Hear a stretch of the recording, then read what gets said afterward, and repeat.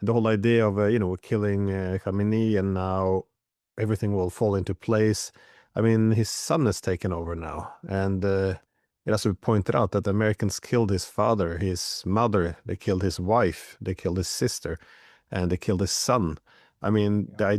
idea, as Trump said, well, we will pick the next guy, and he will have to be acceptable to us. He has to be more favorable to America and accommodating and more moderate.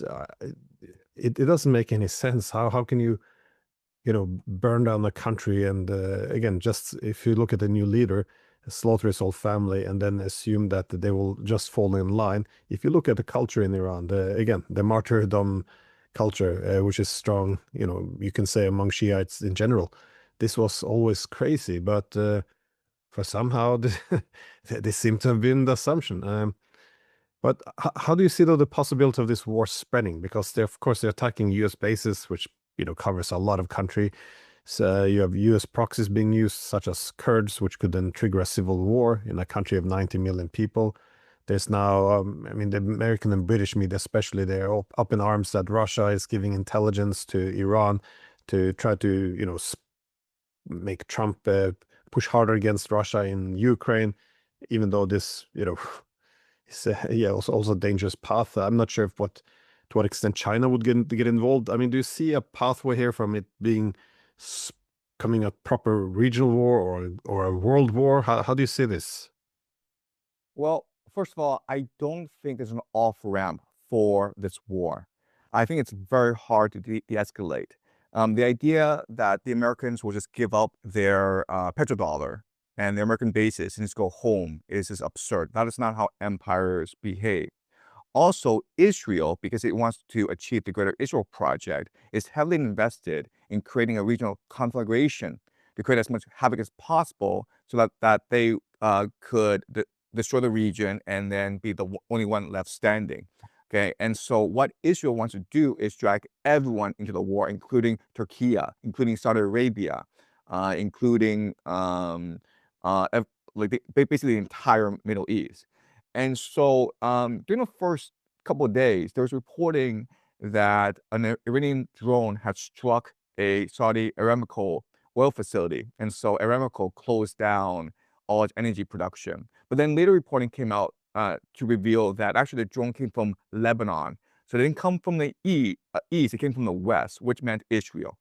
Tucker Carlson on his TV show, on his show, said that he had received information from the Qataris that they had arrested 2 Mossad agents, and they suspected these Mossad agents of trying to sabotage the Qatar oil facilities in order to create a false flag.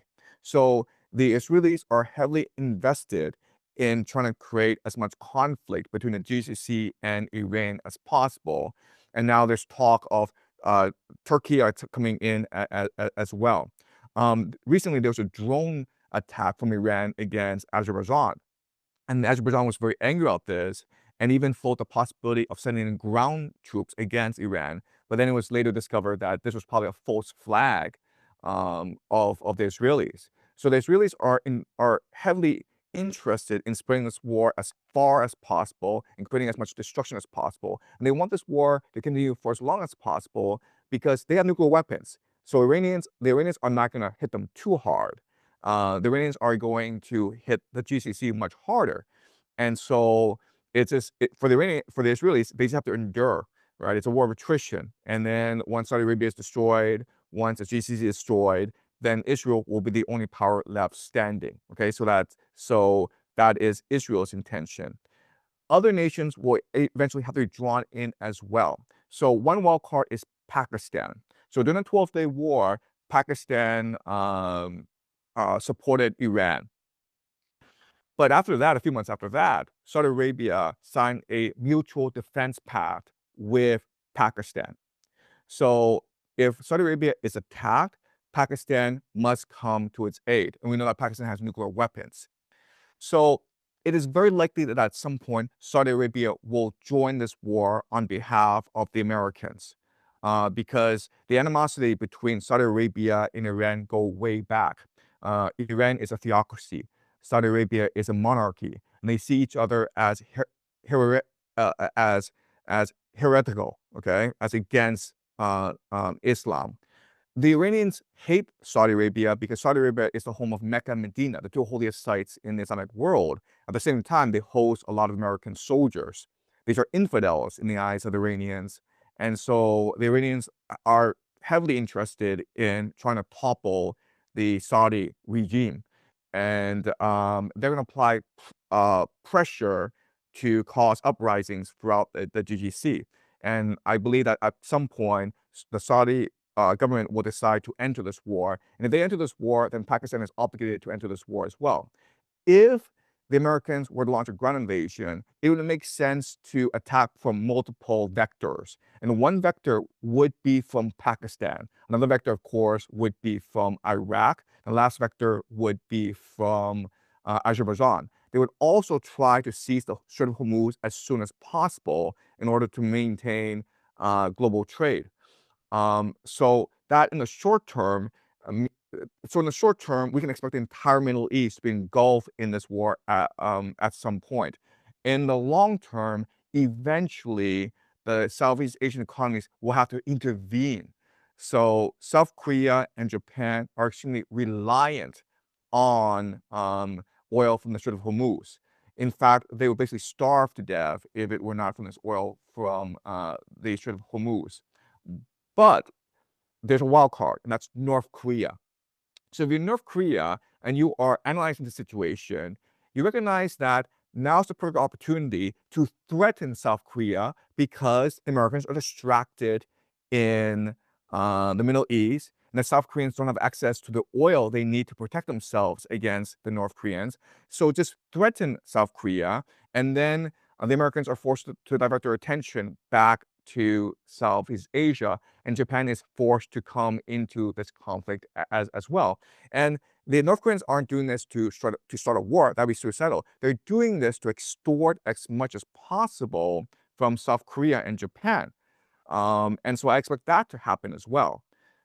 The Western Hemisphere will not be quiet this time because while this is happening, Trump is still intent on toppling the Cuban government, okay? So it's possible 2 weeks from now, while this war is still raging, Trump attacks Cuba or Mexico or Colombia. It is complete insanity.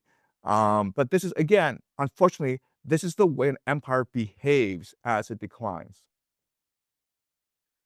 So, yeah, what you're describing is more or less a suicide or death of empire, at least. But after this war is over, of course, there's no going back to the way things were. So, how do you see this, the wider change to the Middle East as a region? Well, I think the GCC is done for. I don't think it's possible to come back from what's happening. And after this war is done, I think that Israel emerges as a dominant power in the Middle East. It achieves the Greater Israel Project. And the Iranians will not lose this war. They will maintain their sovereignty. But this war is going to destroy a lot of their infrastructure, and they'll have to rebuild. Fortunately, they will be able to control the Strait of Hormuz, and so they'll have the financing necessary to rebuild their nation. And I think that after this war, the Iranians will actually come out much stronger than before. They will they will control the Strait of Hormuz. They will have a more vibrant, coherent national identity, and they will have upgraded a lot of their military capacity. So maybe after this war, they're destroyed, but they'll rebuild and they'll come out much stronger. And this will lead to, in the long term, regional conflict between Iran and Israel. And in eschatology, in Islamic and in Jewish and in Christian eschatology, this conflict between Iran and Israel, and this is a long-term thing, right? But it is often referred to as the War of Gog and Magog, when the entire world attacks Israel. Okay, so but before that happens, Israel will achieve the Greater Israel Project, and it will create something called Pax Judaica. So imagine that the center of gravity basically transfers from Washington, D.C. to Jerusalem.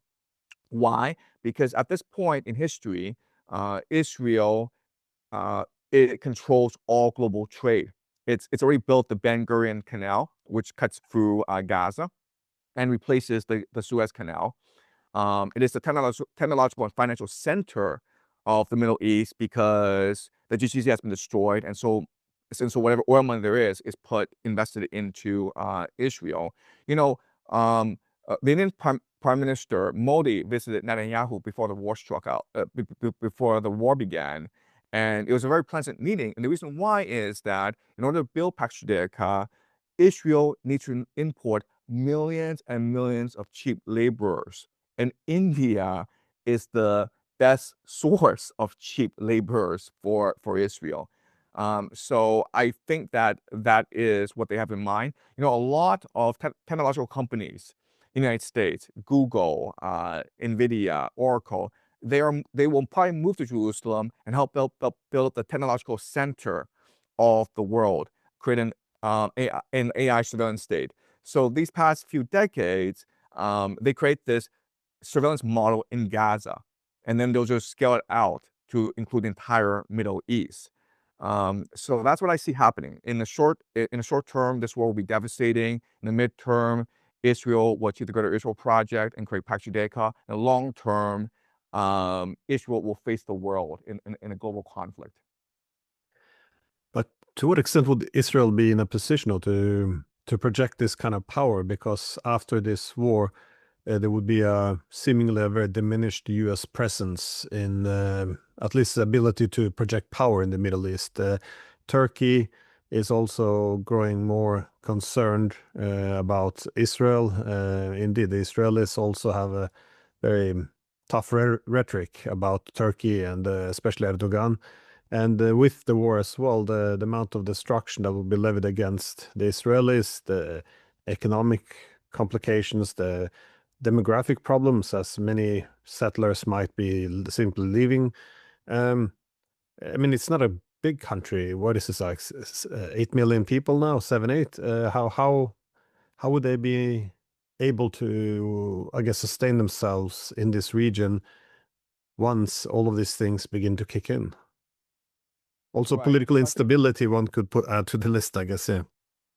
yeah. So I think let's talk political instability because Israel is notorious for political divisions, right? It's almost impossible to get people to agree on anything. Israelis argue all the time. But this war is going to have a traumatic effect on Israeli society. The democracy is going to have to give way to a theocracy. The religious zealots are going to gain greater control over Israeli society. And whatever is left of an open, cosmopolitan, democratic society will wither away. Basically, Jerusalem will replace Tel Aviv as the heart and center of Israeli society. So that's point one. Point two is that people severely underestimate Israel because it is a small nation in a desert with very few resources. But the real wealth of Israel is the Jewish diaspora spread all around the world. They are extremely well educated, they're technologically savvy, and they are eh, and they are extremely united. Like they believe in the Greater Israel Project. So it's possible for Israel to draw on basically unlimited financing, on the most advanced technology, on political support from all over the Jewish diaspora. And I think that once this war is over, Israel will have no peer competitor in the Middle East, meaning that Saudi Arabia will probably be destroyed, and Turkey will be severely weakened in the process. I'll be honest with you, I have very little hope for Turkey. It has suffered a great deal under Erdogan. If you go back and look at how Erdogan came to power and how he cemented power, I believe it was in the what year was it? 2018 coup. And anyway, my point is that Turkey is an extremely corrupt and ossified society that is a paper tiger. And if Turkey were to enter this war, you'd be surprised by how badly it does. So Israel, in other words, doesn't have a regional competitor.